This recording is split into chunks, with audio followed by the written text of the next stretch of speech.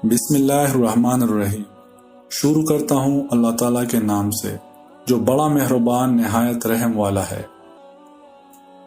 حضرت ابو شریح ادوی رضی اللہ تعالیٰ عنہ سے روایت ہے کہ میں نے اپنے کانوں سے رسول اللہ صلی اللہ علیہ وآلہ وسلم کا یہ ارشاد سنا، اور جس وقت آپ صلی اللہ علیہ وآلہ وسلم یہ فرما رہے تھے اس وقت میری آنکھیں آپ صلی اللہ علیہ وآلہ وسلم کو دیکھ رہی تھی۔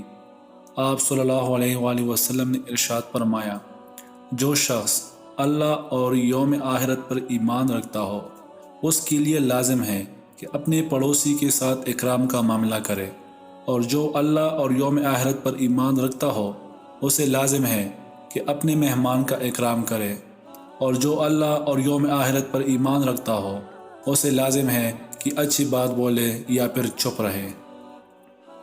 حضرت عبد الرحمن بن ابی قراد رضی اللہ تعالیٰ عنہ سے روایت ہے کہ ایک دن رسول اللہ صلی اللہ علیہ وآلہ وسلم نے وضو فرمایا تو صحابہ رضی اللہ آپ صلی اللہ علیہ وآلہ وسلم کے وضو کا استعمال شدہ پانی لے لے کر اپنے پر ملنے لگے۔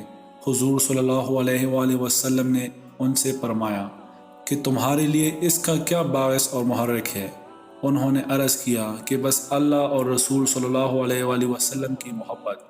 آپ صلی اللہ علیہ وآلہ وسلم نے ارشاد فرمایا کہ جس کی یہ خوشی اور چاہت ہو کہ اس کو اللہ اور رسول کی محبت نصیب ہو، یا یہ کہ اس سے اللہ اور رسول کو محبت ہو، تو اسے چاہیے کہ وہ ان 3 باتوں کا اہتمام کرے۔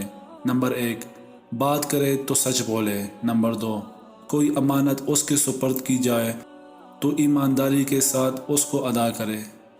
نمبر 3، اپنے پڑوسیوں کے ساتھ اچھا رویہ رکھے۔ جزاک اللہ۔